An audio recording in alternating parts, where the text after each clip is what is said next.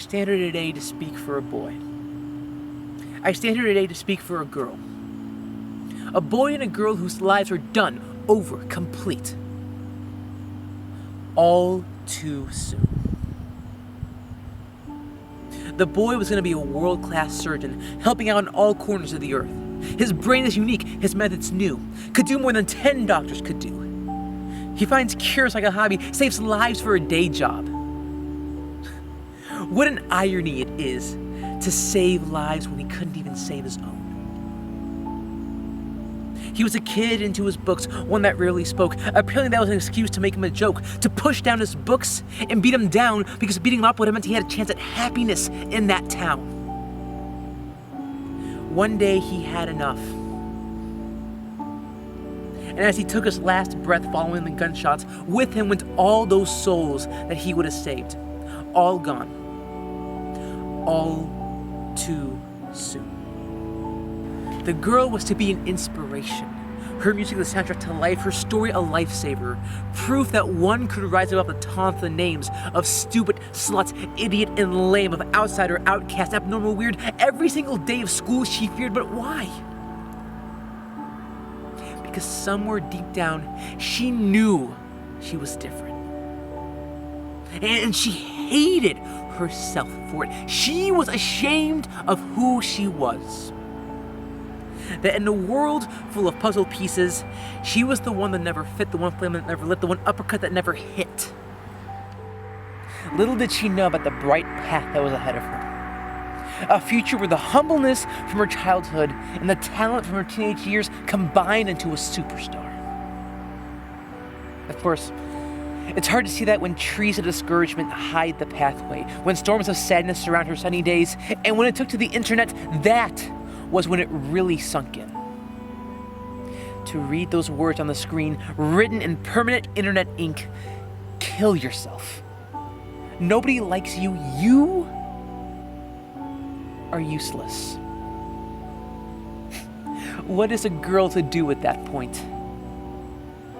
With two parents that worked two jobs, two brothers of which she was robbed, no friends with which to stand tall, no reason to stand but every reason to fall, and fall she did. And fall she did. One day, that was it. She was done. All too soon. Unfortunately, it doesn't just stop there. These stories are just two of thousands untold. Of nurses, lawmen, firefighters, innovators, several more who fell at the hands of haters. Haters who knew half the struggle, half the tale, yet telling these people their lives they have failed. Destroying the ground beneath their feet, taking away the air with which to breathe. Making life a constant battle of living, to ignore the haters and to continue on being. They fight it, they wrestle it, the fact that maybe life isn't worth living. This idea grabs into their mind like a virus, that there is no escaping the isolation, the loneliness. This concept beats them to a pulp within.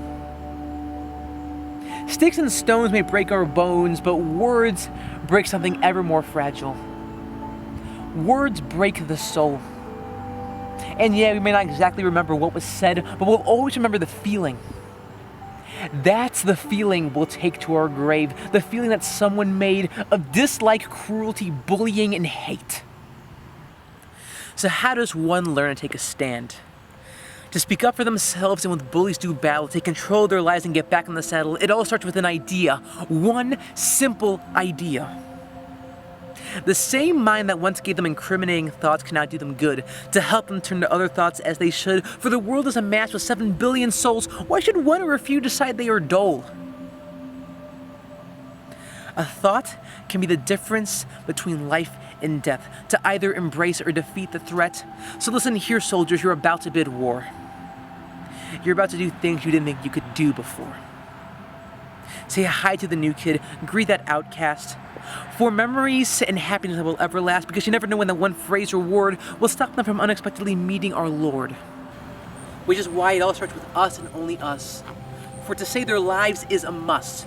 Otherwise we risk